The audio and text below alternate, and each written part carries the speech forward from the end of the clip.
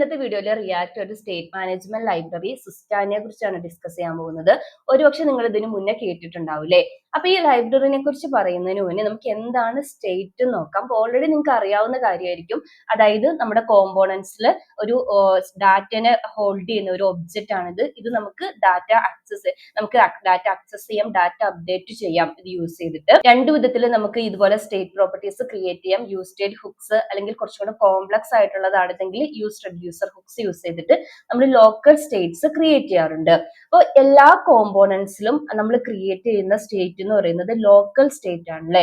പക്ഷെ നമ്മുടെ application grow ചെയ്യുന്നതിനനുസരിച്ചിട്ട് നമുക്ക് മൾട്ടിപ്പിൾ ലെയേഴ്സ് വരും നമ്മുടെ ആപ്ലിക്കേഷനിൽ. ഫോർ എക്സാമ്പിൾ പറയുകയാണെങ്കിൽ നമ്മുടെ ഒരു ലോഗിൻ കോമ്പോണന്റിൽ അവിടെ യൂസർ നെയിമും പാസ്വേഡ് അവൈലബിൾ ആയിരിക്കും. സപ്പോസ് 5 ലെയർ ഉള്ള ഒരു ആപ്ലിക്കേഷൻ ആണെങ്കിൽ ഈ 5 ലെയറിലേക്കും ഈ ഡാറ്റ യൂസറിന്റെ ഡാറ്റ നമുക്ക് പാസ് ചെയ്യേണ്ടതായിട്ട് വരും. അപ്പൊ ബേസിക്കലി നമ്മൾ യൂസ് ചെയ്യുന്നത് പ്രോബ്സ് യൂസ് ചെയ്തിട്ടാണ് ഡാറ്റ പാസ് ചെയ്യാറുള്ളത്. അതായത് ഒരു കോമ്പോണന്റിൽ നിന്ന് വേറൊരു കോമ്പോണന്റിലേക്ക് നമ്മൾ പ്രോബ്സ് യൂസ് ചെയ്തിട്ട് ഡാറ്റ പാസ് ചെയ്യും. അപ്പോൾ പക്ഷെ അവിടെ ഒരു പ്രോബ്സ് ഡ്രില്ലിംഗ് എന്ന് പറഞ്ഞിട്ടുള്ള ഒരു ഇഷ്യൂ വരും. അതായത് നമുക്ക് ഒരു 10 or 15 ലെയർ ഉള്ള ഒരു ആപ്ലിക്കേഷൻ ആണെങ്കിൽ ഇപ്പൊ ഒരു ഫസ്റ്റ് ലെയറിൽ നിന്ന് ലാസ്റ്റ് ലെയറിലുള്ള ഒരു കോമ്പോണന്റിലേക്കാണ് ഒരു ഡാറ്റ പാസ് ചെയ്യുന്നതെങ്കിൽ ഇൻ ബിറ്റ്വീനുള്ള എല്ലാ കോമ്പോണൻസിലും ഈ ഡാറ്റ പാസ് ചെയ്യേണ്ടി വരും.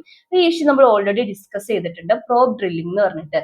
അപ്പൊ ഇതിനെ ഓവർകം ചെയ്യാൻ വേണ്ടിയിട്ട് റിയാക്റ്റിൽ തന്നെ ബിൽറ്റ് ഇൻ ആയിട്ടുള്ള സ്റ്റേറ്റ് മാനേജ്മെന്റ് ടെക്നിക് ഉണ്ട്, context API. Context API use ചെയ്തിട്ട് പ്രോബ് ഡ്രില്ലിങ്ങിന് ഒരു പരിധി വരെ നമുക്ക് ഓവർകം ചെയ്യാം. പക്ഷെ സിമ്പിൾ ആപ്ലിക്കേഷൻസിൽ ഇത് ഓക്കെയാണ്. ഇത് നമ്മൾ ഈ പറഞ്ഞ പോലെ തന്നെ ഈ കോംപ്ലക്സ് ആയിട്ടുള്ള ആപ്ലിക്കേഷൻസിൽ ഫ്രീക്വന്റ് ആയിട്ടുള്ള ഡാറ്റ അപ്ഡേറ്റ്സ് ഒക്കെ വരുമ്പോൾ എഗെയിൻ നമ്മുടെ പെർഫോമൻസ് ഇഷ്യൂസ് ഇതിൽ ജനറേറ്റ് ചെയ്യും. അപ്പൊ അതിന് വേണ്ടിയിട്ട് നമുക്ക് എന്ത് ചെയ്യാം, എക്സ്റ്റേണൽ ലൈബ്രറീസ് യൂസ് ചെയ്യാം. അതിന് നിങ്ങൾ ഓൾറെഡി യൂസ് ചെയ്തിട്ടുള്ള സ്റ്റേറ്റ് മാനേജ്മെന്റ് ലൈബ്രറി ആയിരിക്കും റിഡക്സ് എന്ന് പറയുന്നത്. എഗെയിൻ നമ്മളൊരു സിമ്പിൾ ആപ്ലിക്കേഷൻ ആണ്, വെരി കോംപ്ലക്സ് ആയിട്ടുള്ള ഇതൊന്നും ഇല്ല എന്നുണ്ടെങ്കിൽ നമുക്ക് റിഡക്സിന്റെ ആവശ്യമില്ല. കാരണം റിഡക്സിൽ ഒത്തിരി ബോയിലർ പ്ലേറ്റ് കോഡിംഗ് ഉണ്ട് അല്ലെ. അവിടെ ആക്ഷൻസ്, റെഡ്യൂസേഴ്സ്, മിഡിൽ വെയർസ് എന്നൊക്കെ പറഞ്ഞിട്ട് ബോയിലർ പ്ലേറ്റ് കോഡിംഗ് ഉണ്ട്. അപ്പോൾ അതൊന്നും കൂടെ കോംപ്ലക്സ് ആണ്. അപ്പൊ എനിക്ക് തോന്നുന്നത് ബിഗിനേഴ്സിനൊക്കെ പഠിക്കാൻ സ്റ്റാർട്ട് ചെയ്യുന്നവർക്ക് റിഡക്സിനേക്കാളും പഠിക്കാൻ ഒന്നും കൂടെ ബെറ്റർ ഇപ്പൊ നമ്മൾ ഡിസ്കസ് ചെയ്യാൻ പോകുന്ന ഈ സിസ്റ്റം ലൈബ്രറി ആയിരിക്കും. അപ്പൊ ഇതൊക്കെയാണ് ഈ റിയാക്റ്റില് ബേസിക് ആയിട്ടുള്ള സ്റ്റേറ്റ് മാനേജ്മെന്റ് ടെക്നിക്ക്. ഇനി നമുക്ക് എന്താണ് സിസ്റ്റാൻ നോക്കാം. അപ്പൊ നമ്മൾ ഓൾറെഡി പറഞ്ഞ പോലെ തന്നെ ഇതൊരു സ്റ്റേറ്റ് മാനേജ്മെന്റ് ലൈബ്രറിയാണ്, മിനിമലിസ്റ്റ് സ്റ്റേറ്റ് മാനേജ്മെന്റ് ലൈബ്രറി ആണെന്ന് പറയാം. അതായത് ഇതില് റിഡക്സിലെ പോലെ ഒരുപാട് ബോയിലർ പ്ലേറ്റ് കോഡിംഗ് ഉള്ള ഒരു ലൈറ്റ് വെയിറ്റ് ലൈബ്രറി ആണ്. അതിന്റെ കൂടെ തന്നെ നമുക്ക് API സ്റ്റേറ്റ് മാനേജ്മെന്റും പോസിബിൾ ആണ്. നമുക്ക് കോഡിംഗ് സ്റ്റാർട്ട് ചെയ്യാം. ഫസ്റ്റ് സ്റ്റെപ്പ് നമ്മൾ സിസ്റ്റാൻ ഇൻസ്റ്റാൾ ചെയ്യണം. അതിന് ഇവരുടെ ഒഫീഷ്യൽ ഡോക്യുമെന്റേഷനിൽ വരിക, ഇൻസ്റ്റാളേഷൻ ടാബിൽ കൊടുത്തിട്ടുണ്ട്. ഒരു സിംഗിൾ സ്റ്റേറ്റ്മെന്റ് ഉള്ളൂ, npm install. npm ആണ് യൂസ് ചെയ്യുന്നതെങ്കിൽ npm install system. എഗെയിൻ നമ്മുടെ കോഡ് എഡിറ്ററിൽ വരിക. ഞാൻ ഓൾറെഡി സിസ്റ്റം ട്യൂട്ടോറിയൽ എന്ന് പറഞ്ഞിട്ട് ഒരു ഫോൾഡർ ക്രിയേറ്റ് ചെയ്ത് ലോഡ് ചെയ്തിട്ടുണ്ട്. അതിൽ VT യൂസ് ചെയ്തിട്ട് ഒരു project already react project create ചെയ്തിട്ടുണ്ട് കേട്ടോ. നമ്മൾ എപ്പോഴും ചെയ്യുന്ന സ്റ്റെപ്പ് ആയതുകൊണ്ടാണ് ഞാൻ എഗെയിൻ ഇത് എക്സ്പ്ലെയിൻ ചെയ്യാത്തത്. എഗെയിൻ ടെർമിനൽ ഓപ്പൺ ചെയ്യാം.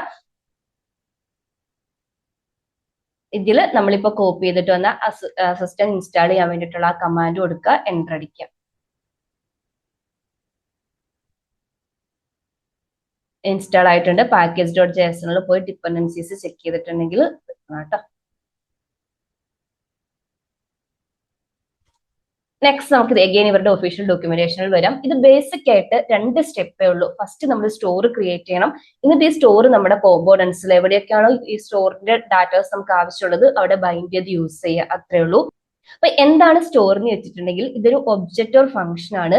എന്ന് വെച്ചാൽ നമ്മുടെ എൻറ്റയർ സ്റ്റേറ്റ്സും അതുപോലെ തന്നെ സ്റ്റേറ്റ്സിനെ അപ്ഡേറ്റ് ചെയ്യാൻ വേണ്ടിയിട്ട് അല്ലെങ്കിൽ മാനിപ്പുലേറ്റ് ചെയ്യാൻ വേണ്ടിയിട്ടുള്ള ഫംഗ്ഷൻസ് എല്ലാം നമ്മൾ ഡിഫൈൻ ചെയ്യുന്നത്, ഗ്ലോബലി ഡിഫൈൻ ചെയ്യുന്നത് ഈ ഒരു സ്റ്റോറിലായിരിക്കും. അതായത് ഇപ്പൊ നമ്മുടെ പ്രൊജക്റ്റില് സെറ്റിംഗ്സ് ഒക്കെ ഉണ്ടാവുമല്ലോ, യൂസർ ഇന്റർഫേസിനെ ബേസ് ചെയ്തിട്ടുള്ള അഡ്മിൻ സെറ്റിംഗ്സും സിസ്റ്റം സെറ്റിംഗ്സ് ഒക്കെ ഉണ്ടാവും.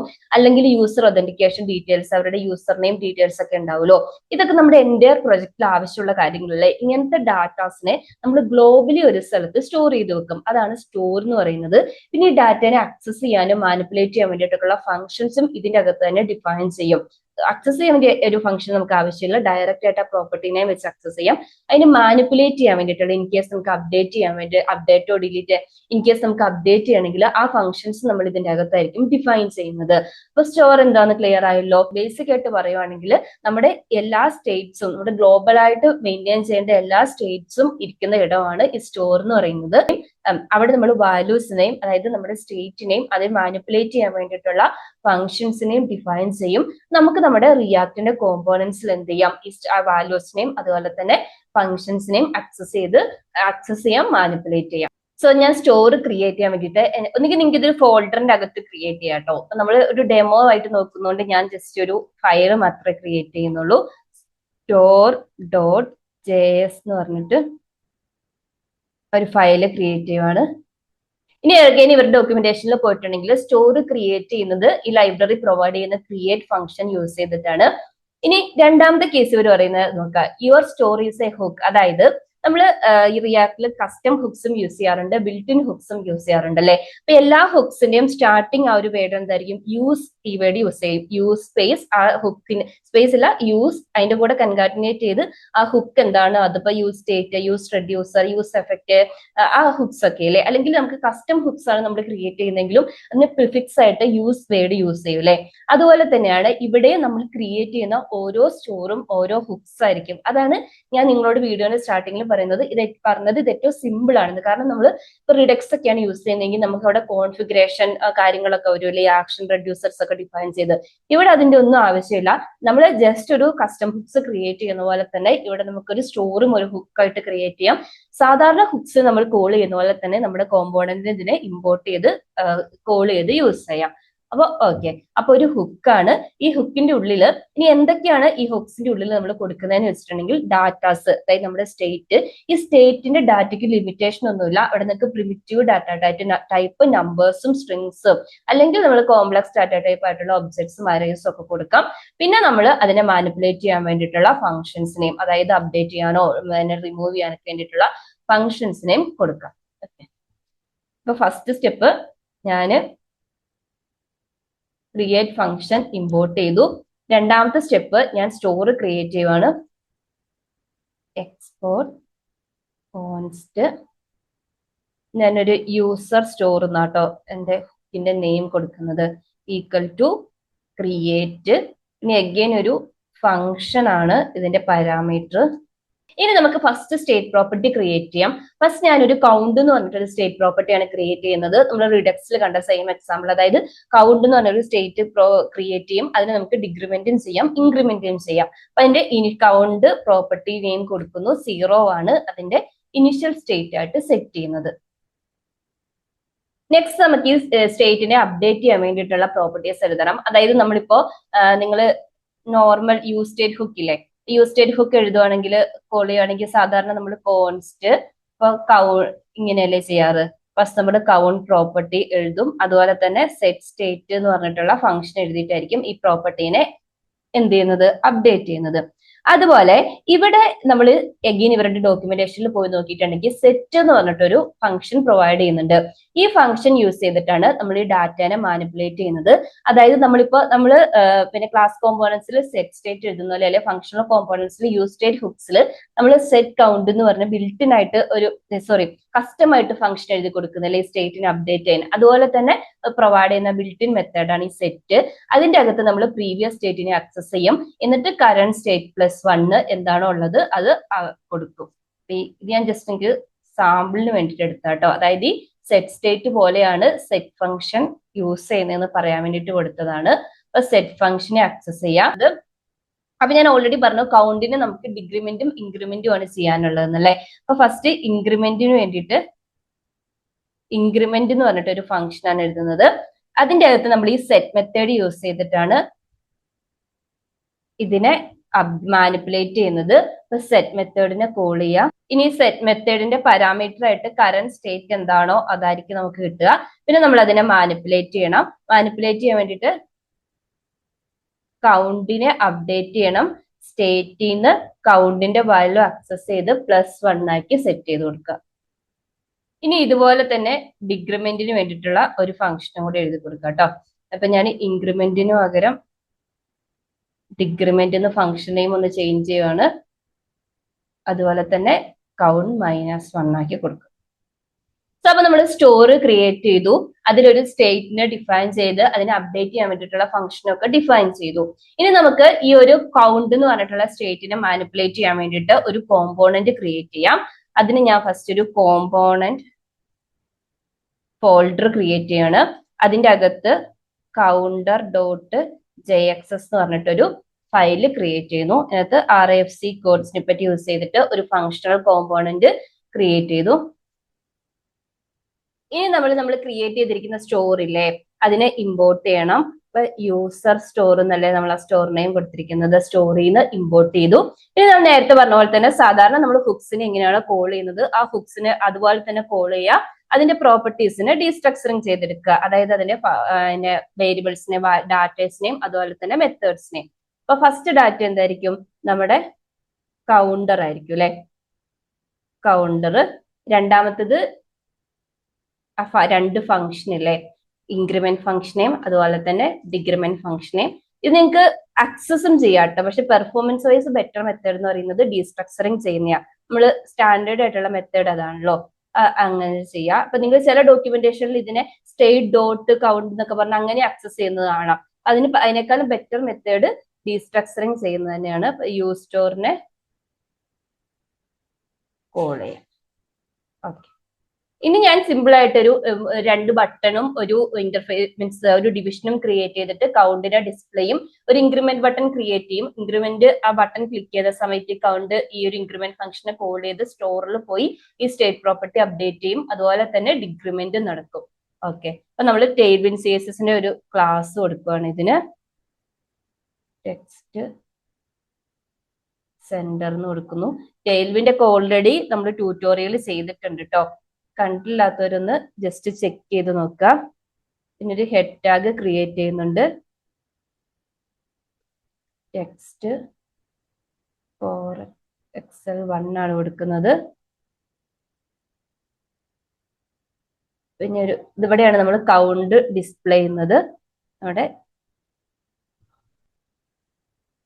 ഞാനിവിടെ കൗണ്ട് അല്ലേ നമ്മുടെ പ്രോപ്പർട്ടി നെയിം, കൗണ്ടർ എന്നാ കൊടുത്തല്ലേ, കൗണ്ട് കൊടുക്കാട്ടോ. നമ്മളിവിടെ കൊടുത്തിരിക്കുന്നത് കൗണ്ട് അല്ലേ. പിന്നെ നെക്സ്റ്റ് ഞാൻ പറഞ്ഞ പോലെ തന്നെ ഒരു ഡിവിഷൻ ക്രിയേറ്റ് ചെയ്ത് അതിൽ രണ്ട് ബട്ടൺ ക്രിയേറ്റ് ചെയ്യുവാണ് ഇതിനെ മാനിപ്പുലേറ്റ് ചെയ്യാൻ വേണ്ടിയിട്ട്.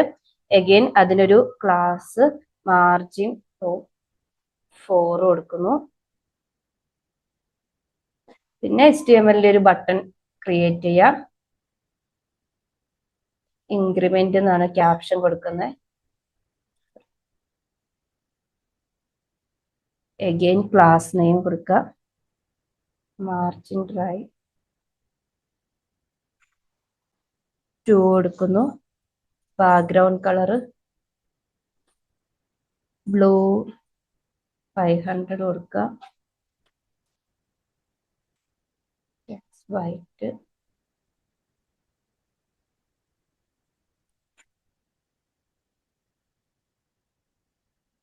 എക്സ് വൈ ആക്സസിനെ വിസിറ്റ് ചെയ്ത് കൊടുക്കുക. ഫൈനലി ബട്ടന്റെ ഓൺ ക്ലിക്ക് ഇവന്റ് എഴുതുക. ഓൺ ക്ലിക്ക് ചെയ്യുന്ന സമയത്ത് നമ്മൾ എടുത്തു വെച്ചിരിക്കുന്ന ഇൻക്രിമെന്റ് ഫംഗ്ഷനെ കോൾ ചെയ്യാം. പിന്നെ ഒരു ബട്ടണും കൂടെ ക്രിയേറ്റ് ചെയ്യുവാണ്, decrement button.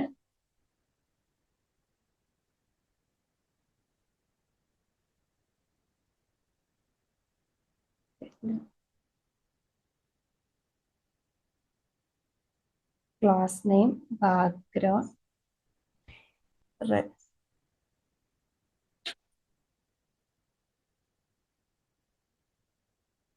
500 x white 3x4 white.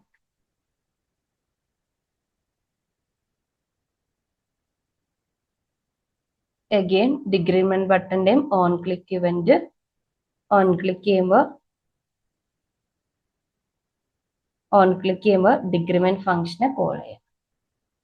Sorry, നമ്മളിവിടെ യൂസർ സ്റ്റോറിന് ഒരു സുസ്റ്റാന്റെ യൂസ് സ്റ്റോറിനെയാണ് കോൾ ചെയ്തേക്കുന്നത്. റിമൂവ് ചെയ്യട്ടെ. നമുക്ക് ഇന്റർഫേസിൽ പോയിട്ടൊന്ന് ചെക്ക് ചെയ്ത് നോക്കാം. നമ്മുടെ ആ രണ്ട് ബട്ടണും കൗണ്ടറും വന്നിട്ടുണ്ട്. ഇൻക്രിമെന്റ് ക്ലിക്ക് ചെയ്യുമ്പോൾ ഇൻക്രിമെന്റ് ആവുന്നുണ്ട്, ഡിക്രിമെന്റ് ക്ലിക്ക് ചെയ്യുമ്പോൾ ഡിക്രിമെന്റ് വരുന്നുണ്ട്. ഇപ്പൊ നിങ്ങൾക്ക് ഞാൻ ആ വീഡിയോന്റെ സ്റ്റാർട്ടിങ്ങിൽ പറഞ്ഞ മനസ്സിലായില്ലേ, നമ്മൾ ലോക്കലി ഒരു കൗണ്ടർ വേരിയബിൾ ഇപ്പൊ ഇതിന് പകരം നമ്മൾ സാധാരണ എന്തായിരുന്നു ചെയ്യുക, ഇവിടെ ഞാൻ നേരത്തെ ചെയ്ത പോലെ തന്നെ ഒരു കോൺസ്റ്റ് കൗണ്ട് എന്ന് പറഞ്ഞിട്ട് ഒരു ഇതും അതുപോലെ തന്നെ സെറ്റ് കൗണ്ട് എന്ന് പറഞ്ഞിട്ട് ഒരു property equal to use state ഹുക്കിനെയൊക്കെ കോൾ ചെയ്യുമായിരുന്നു. യൂസ്ഡ് ഹുക്കിനൊക്കെ കോൾ ചെയ്യുമായിരുന്നു അല്ലെ. ഇതിന് പകരം നമ്മൾ എന്താ ചെയ്തത്, ഗ്ലോബലി ആണ് ഈ ഒരു സ്റ്റേറ്റ് പ്രോപ്പർട്ടിയും അതിനെ അപ്ഡേറ്റ് ചെയ്യുന്ന ഫംഗ്ഷനും ചെയ്തത്. എത്ര കോമ്പോണൻസ് ഇതുപോലെ നമ്മൾ ക്രിയേറ്റ് ചെയ്തിട്ടുണ്ടെങ്കിലും അത്രയും കോമ്പോണൻസിന് ഈ സ്റ്റേറ്റിനെ ആക്സസ് ചെയ്യാം, മാനിപ്പുലേറ്റ് ചെയ്യാം, നമുക്ക് എന്താണോ ചെയ്യേണ്ടത് അത് ചെയ്യാം. അപ്പം ഇതേപോലെ തന്നെയാണ് ഇപ്പൊ യൂസർ നെയിം ആണെങ്കിലും അതായത് ഒതന്റിക്കേഷൻ ഡീറ്റെയിൽസ് എന്തെങ്കിലും ഉണ്ടെങ്കിലും അതും ഇതുപോലെ തന്നെ നമുക്ക് ഗ്ലോബലി സെറ്റ് ചെയ്യാം. എനിവേർ പ്രൊജക്റ്റിൽ എവിടെ വേണമെങ്കിലും നമുക്ക് ആക്സസ് ചെയ്യാം. ഇനി ഇതുപോലെ സിമ്പിൾ ആയിട്ടുള്ള സ്റ്റേറ്റ് മാനേജ്മെന്റ് മാത്രമല്ല, അതുപോലെ തന്നെ നമുക്ക് അസിൻക്രണസ് ആയിട്ടുള്ള സ്റ്റേറ്റ് മാനേജ്മെന്റ്, അതായത് ഇപ്പൊ API റിക്വസ്റ്റോ അതിപ്പോ നമ്മുടെ സെറ്റ് ടൈം ഫംഗ്ഷൻ ഒക്കെ സെറ്റ് ചെയ്യാറില്ലേ, അങ്ങനെ നമുക്കിത് യൂസ് ചെയ്തിട്ട് ചെയ്യാം കേട്ടോ. അതിന്റെ ഒരു എക്സാമ്പിൾ കൂടെ കാണിച്ചു തരാം. അപ്പൊ നമുക്ക് വേറൊരു സ്റ്റോറും കൂടെ ഞാൻ ക്രിയേറ്റ് ചെയ്യുവാണ്. എന്റെ സോഴ്സ് ഫോൾഡറിന്റെ അണ്ടറിൽ യൂസർ ഡീറ്റെയിൽസ് ആണ് കൊടുക്കുന്നത്. .js എന്ന് പറഞ്ഞു കൊടുക്കുന്നു. കൗണ്ടറിനെ app.js ഒക്കെ ക്ലോസ് ചെയ്യുക കേട്ടോ. എഗെയിൻ ഞാൻ ഒരു ഇമ്പോർട്ട് ചെയ്യുവാണ്. നമ്മുടെ സ്റ്റോർ ക്രിയേറ്റ് ചെയ്യാൻ വേണ്ടിയിട്ട് സിസ്റ്റം ക്രിയേറ്റ് ഫംഗ്ഷൻ ഇമ്പോർട്ട് ചെയ്യുന്നു. എഗെയിൻ ഒരു ഹുക്ക് ക്രിയേറ്റ് ചെയ്യുവാണ്, എക്സ്പോർട്ട് കോൺസ്റ്റ്. ഈ സ്റ്റോറിന് ഞാൻ യൂസർ ഡീറ്റെയിൽസ് തന്നെയാണ് കേട്ടോ സ്റ്റോർ നെയിം കൊടുക്കുന്നത്. ഈക്വൽ ടു ക്രിയേറ്റ് യൂസ് ചെയ്തിട്ട് നമുക്ക് സ്റ്റോർ ക്രിയേറ്റ് ചെയ്യാം. സെറ്റ് ഫംഗ്ഷൻ ആയിരിക്കും അതിന്റെ ഇൻപുട്ട് വരുന്നത്. ഇനി നമ്മൾ ഇതിനകത്ത് എന്താ ചെയ്യുന്നതെന്ന് വെച്ചിട്ടുണ്ടെങ്കിൽ API റിക്വസ്റ്റ് ആണ് ചെയ്യുന്നത്. അതായത് നമ്മളിപ്പോ ഒരു മോക്ക് API ആണ് യൂസ് ചെയ്യുന്നത്. ഞാൻ എപ്പോഴും പ്രീവിയസ് വീഡിയോസിലൊക്കെ നമ്മളൊരു ഡമ്മി URL യൂസ് ചെയ്യാറില്ലേ, ഈ ഒരു യൂസർ ഡീറ്റെയിൽസിനെ ഫെച്ച് ചെയ്യാൻ വേണ്ടിയിട്ട്. അപ്പൊ ഈ ഒരു ഡമ്മി API ആണ് യൂസ് ചെയ്യുന്നത്. ഇവിടെ നമുക്ക് യൂസർ ഐഡിയും കൂടെ പാസ് ചെയ്ത് കൊടുക്കുകയാണെന്നുണ്ടെങ്കിൽ ആ ഐഡിയിലുള്ള യൂസറിന്റെ കംപ്ലീറ്റ് ഡീറ്റെയിൽസ് ആക്സസ് ചെയ്യാൻ പറ്റും. അപ്പൊ നമ്മൾ എങ്ങനെയാണ് ഒരു ഗ്ലോബലി എങ്ങനെയാണ് ഒരു യൂസർ ഡാറ്റ അസിൻക്രണസ് ഫംഗ്ഷനാലിറ്റി ചെയ്യുന്നത്, ഒരു ഡാറ്റ ആക്സസ് ചെയ്യുന്നതെന്നാണ് നോക്കുന്നത്. ഞാൻ യൂസർ എന്ന് പറഞ്ഞിട്ടാണ് സ്റ്റേറ്റ് പ്രോപ്പർട്ടി കൊടുക്കുന്നത്. ഇനിഷ്യലി ഇത് നള്ളായിരിക്കും. അതുപോലെ തന്നെ ഡാറ്റ ലോഡ് ചെയ്യുമ്പോൾ ലോഡിംഗ് പ്രോപ്പർട്ടി കൊടുക്കുകയാണ്, അതും നള്ളായിരിക്കും. API റിക്വസ്റ്റ് ആയതുകൊണ്ട് എററും. അപ്പൊ 3 സ്റ്റേറ്റ് പ്രോപ്പർട്ടി ക്രിയേറ്റ് ചെയ്തു. നെക്സ്റ്റ് സ്റ്റെപ്പ് നമുക്ക് ഇതിനെ ആക്സസ് ചെയ്യണം. അത് ഞാൻ ഫംഗ്ഷൻ കൊടുക്കുകയാണ്. ഫെച്ച് യൂസർ എന്നാണ് ഫംഗ്ഷൻ കൊടുക്കുന്നത്. ഇവ എന്തായിരിക്കും, അസിൻക്രണസ് ഫംഗ്ഷൻ ആയിരിക്കും. അസിൻ ഫംഗ്ഷൻ ക്രിയേറ്റ് ചെയ്യാം.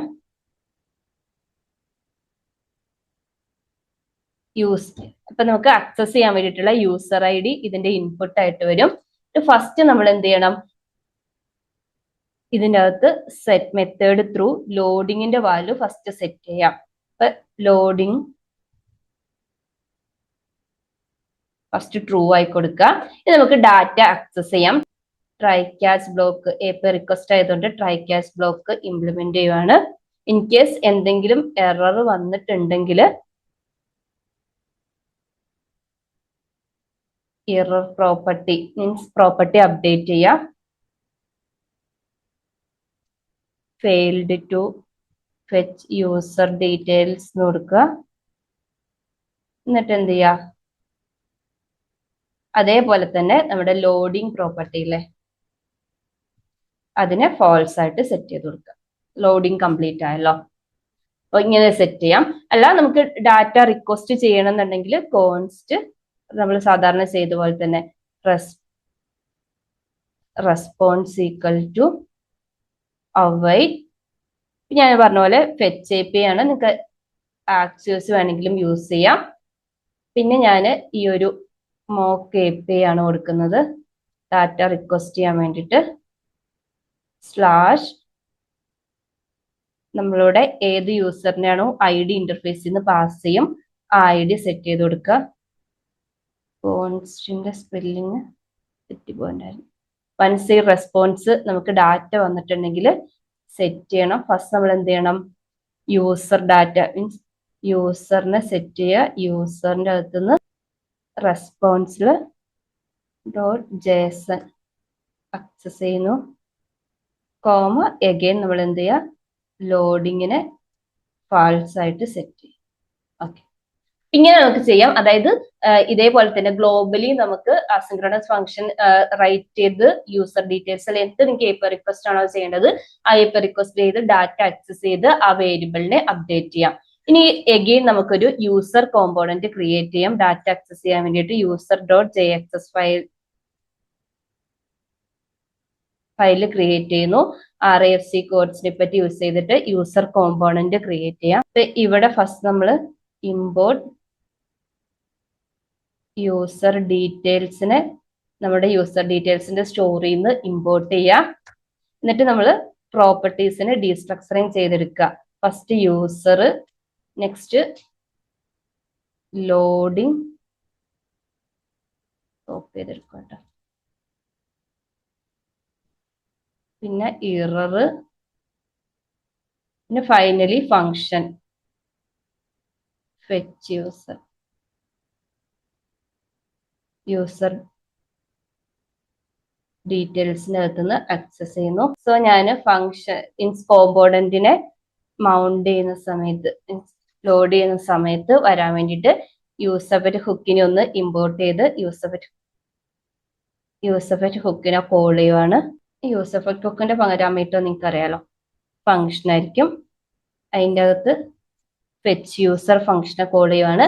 ഞാനിവിടെ 1 എന്ന് പറഞ്ഞിട്ട് മാനുവലി പാസ് ചെയ്ത് കൊടുക്കുക കേട്ടോ. അതേപോലെ ഡിപ്പെൻഡൻസി ആരെ ഫെച്ച് യൂസർ.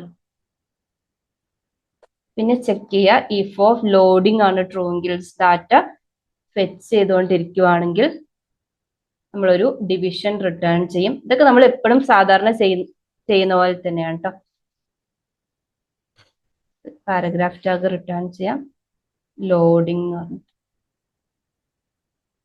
ഇനി ഇതേപോലെ തന്നെ നമുക്ക് ഇററാണ് റെസ്പോൺസ് കിട്ടിയിട്ടുള്ളതെങ്കിൽ ആ ഇററിൽ നമ്മൾ എന്താണോ റൈറ്റ് ചെയ്തിരിക്കുന്നത് അത് തന്നെ ലോഡ് ചെയ്ത് പറഞ്ഞാൽ മതി. ഇനി നമുക്ക്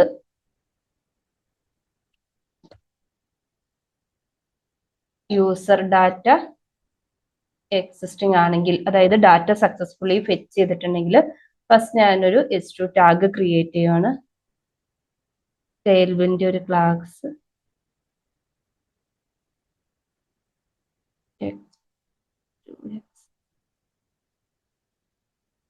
കൊടുക്കുന്നു.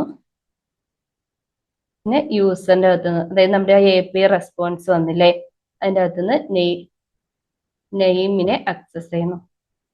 പിന്നെ ഒരു പാരഗ്രാഫ് ടാഗ് ക്രിയേറ്റ് ചെയ്തിട്ട് അഗൈൻ ഈ യൂസറിന്റെ അകത്ത് നിന്ന് ഇമെയിലിനെയും കൂടെ നമുക്ക് റൈറ്റ് ചെയ്യാം.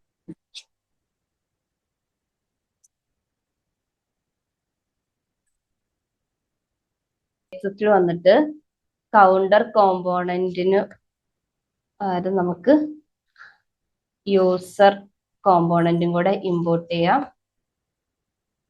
യൂസർ കോമ്പോണന്റ് നമുക്ക് ഇന്റർഫേസിൽ ഒന്ന് പോയി ചെക്ക് ചെയ്ത് നോക്കാം.